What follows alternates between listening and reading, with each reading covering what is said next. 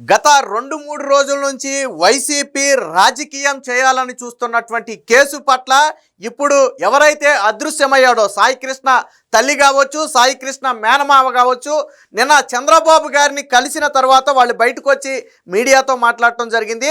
చంద్రబాబు గారి మీద పూర్తి నమ్మకం ఉంచినట్టుగాను, ఆయన సొంత బిడ్డలాగా దగ్గర తీసుకుని ఒక భరోసా ఇచ్చినట్టుగాను వాళ్ళు బయటకు వచ్చి మీడియా సమావేశంతో చెప్పారు. అలాగే సాయి కృష్ణ మేనమామ ఇంకో విషయం కూడా చెప్పాడు. మాకు న్యాయం కావాలనే పోరాడుతున్నాం తప్ప ఇందులో ఒకరిని కించపరచాలనో లేదా ఒకరిని రాజకీయంగా టార్గెట్ చేయాలనో మా ఉద్దేశం కాదు. మా బిడ్డ కనపడలేదు కాబట్టి మాకు అన్యాయం జరిగిందని మేము భావించాం కాబట్టి మాకు న్యాయం జరగాలని కోరుకున్నాం. నిన్న చంద్రబాబు గారిని కలిసిన తర్వాత 100% న్యాయం జరుగుతుంది అనే నమ్మకం మాకు కలిగింది. కాబట్టి దీన్ని ఇక్కడితో వదిలేయటం మంచిది. ఎవరు కూడా దయచేసి కులాల రొచ్చులోకి కానీ రాజకీయంలోకి కానీ ఈ అంశాన్ని లాగొద్దు. మాకు చంద్రబాబు గారు ఒక మాట ఇచ్చారు, ముఖ్యమంత్రి హోదాలో ఆయన ఇచ్చిన మాటకు కట్టుబడతారు అనే నమ్మకం నాకు కావచ్చు, ఆ విజయలక్ష్మికి కావచ్చు, ఇద్దరికి కూడా ఆ నమ్మకం ఉన్న నేపథ్యంలో దయచేసి దీన్ని ఇంకా కులాల మధ్యలోకి లాగొద్దు అని చెప్పి ఒక రకంగా వైసీపీ నేతలకే ఇండైరెక్ట్గా వార్నింగ్ ఇవ్వడం జరిగింది. ఎందుకంటే ఈ కాపు అనే కుల అంశాన్ని తీసుకొచ్చి మాట్లాడిందే అంటే తప్పు ఎవరిది. ఒకవేళ నిజంగా పోలీసులే తప్పు చేసి ఉంటే శిక్షించాలా, అందులో డౌట్ లేదు. ఎందుకంటే న్యాయస్థానాలు చేయాల్సిన పనిని పోలీసులు చేస్తామంటే కుదరదు. సో ఒకవేళ పొరపాటున అలాంటిది ఏదైనా జరిగి ఉంటే నేను చంద్రబాబు గారు చెప్పింది కూడా అదే. దీని వెనక సిఐఏ కాదు, ఇంకా ఎవరున్నా సరే వదిలిపెట్టాం. కేవలం సిఐఏ కాదు, ఇంకా పైన ఎవరైనా ఉన్నారనుకో వాళ్ళని కూడా వదిలిపెట్టాం. ఎస్పీ స్థాయి, ఐపీఎస్ స్థాయి అధికారి ఉన్నా వదిలిపెట్టాం. కానిస్టేబుల్ నుంచి హోంగార్డ్ వరకు ఎవరిని వదిలిపెట్టం. తప్పు జరిగింది అని తేలితే ఖచ్చితంగా శిక్షిస్తాం. ఆల్రెడీ సిఐ మీద హత్య కేసు కూడా నమోదు చేయమని చెప్పి నిన్న చంద్రబాబు గారు ఆదేశాలు కూడా జారీ చేశారు. ఇదే సమయంలో ఆ కుటుంబ సభ్యులకు చంద్రబాబు గారు ఒకటైతే చెప్పారు. సో జరిగింది ఏదో జరిగింది, సరే అక్కడ ఏం జరిగింది అనేది ఇంకా పూర్తిగా తేలలేదు కాబట్టి నేను మీకేమీ చెప్పలేను. కానీ మీకు మాత్రం అన్యాయం జరిగితే 100కు 200% న్యాయం చేసే బాధ్యత నాది. మీరు ఏ టైంలోనైనా సరే నన్ను వచ్చి కలవచ్చు, మీకు ఆ స్వేచ్ఛ ఉంది. నేను ఈరోజు చెప్తున్నాను, మీకు ఎప్పుడైనా సరే మీకు ఇంకో అనుమానం ఉందని కానీ న్యాయం జరగలేదని కానీ మీరు ఇసుమంతా భావించినా సరే మీరు మరుక్షణమే నన్ను వచ్చి కలవచ్చు అని చంద్రబాబు గారు ఒక భరోసాని ఇవ్వడంతో వాళ్ళ తల్లి విజయలక్ష్మి కూడా బయటకు వచ్చి కొంత భావోద్వేగంతో మాట్లాడారు. అంటే ఈ స్థాయి రెస్పాన్స్ని మేము ఆశించలేదు ఒక ముఖ్యమంత్రి నుంచి. కానీ చంద్రబాబు గారిని కలిసిన తర్వాత ఆయన ఓదార్చిన తీరు కావచ్చు, ఆయన అడిగి తెలుసుకున్న తీరు కావచ్చు, పోలీసులో లేకపోతే రిపోర్ట్లో చెప్పడం కాదు, అసలు ఏం జరిగింది అని చెప్పి స్వయంగా విజయలక్ష్మిని అడిగి దాదాపుగా గంటకు పైగా వాళ్ళతో మాట్లాడారు. వాళ్ళు చెప్పింది స్వయంగా తల్లి చెప్పింది మొత్తం విన్నారు. పోలీసులు చెప్పేదో లేకపోతే ఇంకొక రిపోర్టులు చెప్పిందో కాదు, స్వయంగా తల్లి ఏం చెప్తుందో విన్నారు.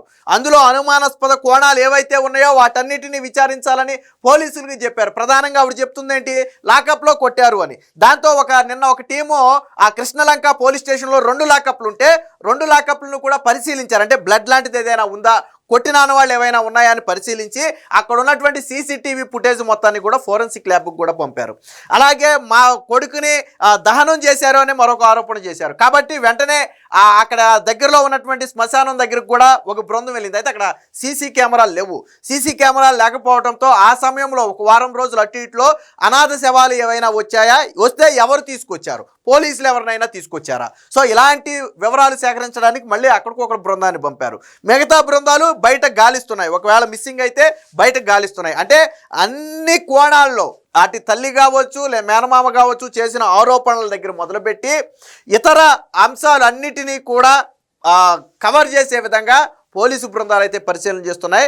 చంద్రబాబు గారు ఇచ్చిన మాట పట్ల స్వయంగా వాళ్ళ తల్లే సంతృప్తి వ్యక్తం చేశారు. ఒకసారి ఆవిడ మాటల్లో ఏం మాట్లాడారు విందాం ఒకసారి. చంద్రబాబు గారిని కలవాలనుకున్నాను, సీఎం గారిని కలిశాను. నాకు తగ్గ న్యాయం చేశారు. ఆయన నా బిడ్డ కేసులో నాకు సాయం చేస్తానన్నారు. నాకు తగ్గ న్యాయం చేశారు. నేను అదే చాలు అనుకుంటున్నా. నా పిల్లోడి గురించి నాకు న్యాయం చేశారు. నీకు న్యాయం చేస్తానమ్మా అన్నారు, నాకు న్యాయం చేశారు. అయ్యా అది మా బాబు కేసులో నాకు సాయం చేస్తానన్నారు. నీకు ఏ సాయం కావాలన్నా నేను చేస్తానమ్మా, నా దగ్గరికి రా నువ్వు అని చెప్పి నాకు భరోసా ఇచ్చారయ్యా. నాకు అది చాలు. నేను ఇందాక 2 రోజుల నుంచి నేను కలవాలనుకుంటున్నా. ఈరోజు ఇంతకన్నా నేను మాట్లాడలేను, నాకు ఒంట్లో బాగోలా. విన్నారు కదా.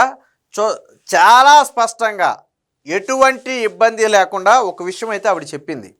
చంద్రబాబు గారు నాకు న్యాయం చేస్తానన్నారు, చేశారనే నేను భావిస్తున్నా.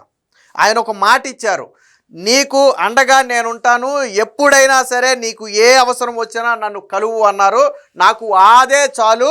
నేను 2 రోజుల నుంచి మాకు ఏదైతే జరగదు అని భయపడ్డానో ఆ న్యాయం జరుగుతుంది అనే భరోసా చంద్రబాబు గారు ఇచ్చారు.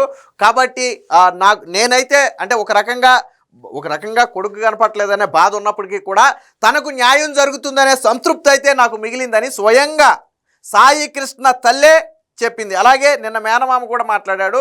సో చంద్రబాబు గారు స్పష్టమైన హామీ ఇచ్చారు, మేము మొదటి నుంచి కోరుకుంది న్యాయం తప్ప కులాల గురించో మతాల గురించో పార్టీల మధ్య విద్వేషాలు మేము కాదు, మాకు పార్టీలకి సంబంధం లేదు. కాబట్టి చంద్రబాబు గారు న్యాయం చేస్తానని ఇచ్చిన హామీ పట్ల మేము నమ్మకంతో ఉన్నాం. ముఖ్యమంత్రి హోదాలో పెద్ద మనిషి ఒక మాట ఇచ్చారు, ఇచ్చిన మాటకు కట్టుబడి మా ఎదురుగుండానే సంబంధిత పోలీసుల మీద చర్యలు తీసుకోమని ఆదేశాలు ఇచ్చారు. ఇచ్చిన మాటకు కట్టుబడి ఆ రోజు రాత్రికి రాత్రి ఎఫ్ఐఆర్ కట్టారు. ఇప్పుడు హత్య కేసు కూడా నమోదు చేయమని చెప్పారు. అవసరమైతే అరెస్టు చేసి జైలుకు కూడా పంపుతామన్నారు. సో మాకు అది చాలు, మా బిడ్డను ఇబ్బంది పెట్టిన ఏ ఒక్కరిని వదిలిపెట్టనని చెప్పారు. చెప్పినట్టుగానే చేస్తున్నారని మేమైతే అనుకుంటున్నామని చెప్పి మేనమామ కూడా మాట్లాడారు. దీనికి సంబంధించినటువంటి వార్త కూడా ఒకటి వస్తుంది, ఒకసారి చూద్దాం. సిఐ నాగరాజుపై హత్యా నేరం కేసు పనిచేసిన స్టేషన్లోనే ఎఫ్ఐఆర్, సాయి కృష్ణ తల్లి ఫిర్యాదుతో నమోదు. కేసు దర్యాప్తు అధికారిగా ఏసీపీ దైవప్రసాద్, తల్లి విజయలక్ష్మి వాంగ్మూలం నమోదు.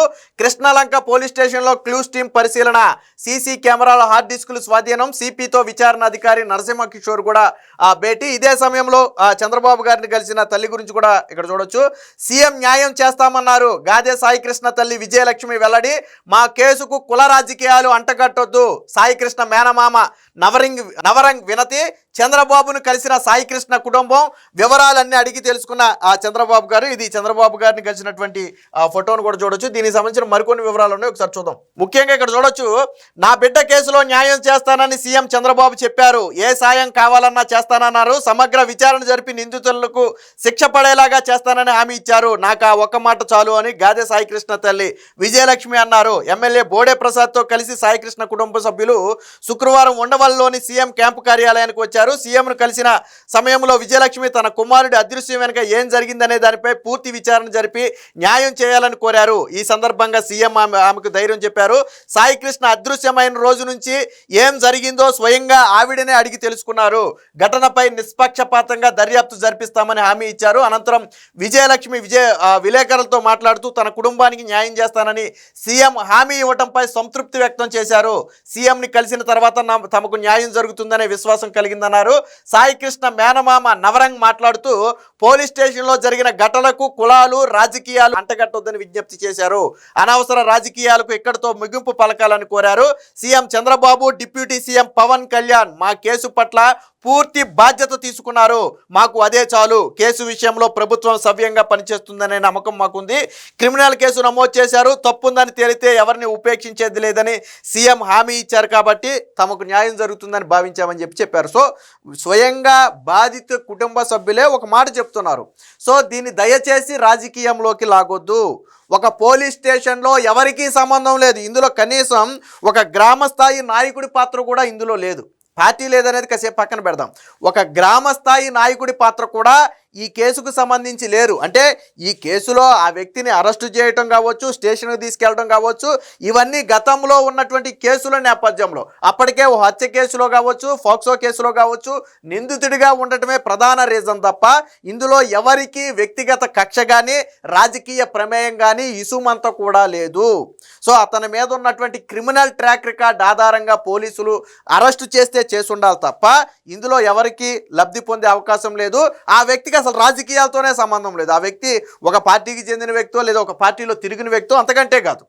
అతను కొన్ని పనులు చేసిన మాట వాస్తవం, ఎఫ్ఐఆర్లు ఉన్నాయంటే ఉత్తినే అవ్వు, కానీ రాజకీయాలతో సంబంధం లేనటువంటి వ్యక్తి. నేను వాళ్ళ మేనమామ చెప్పింది కూడా అదే, మా బిడ్డకు అన్యాయం జరిగిందని మేము అనుకుంటున్నాం, మాకు న్యాయం కావాలి, దీంట్లో కులాలు కానీ మతాలు కానీ లేకపోతే పార్టీలు కానీ దయచేసి లాగొద్దు అని స్వయంగా వాళ్ళు చెప్పారు. కాబట్టి ఇది ఒక రకంగా వైసీపీకే హెచ్చరిక. వైసీపీ నాయకులే కులరొచ్చులోకి లాగే ప్రయత్నం చేసి కాపు అని చెప్పి అంబటి రాంబాబుని ముందు పెట్టి కుల రాజకీయం చేయాలని ప్రయత్నం చేసింది జగన్మోహన్ రెడ్డి, వైసీపీ పార్టీనే.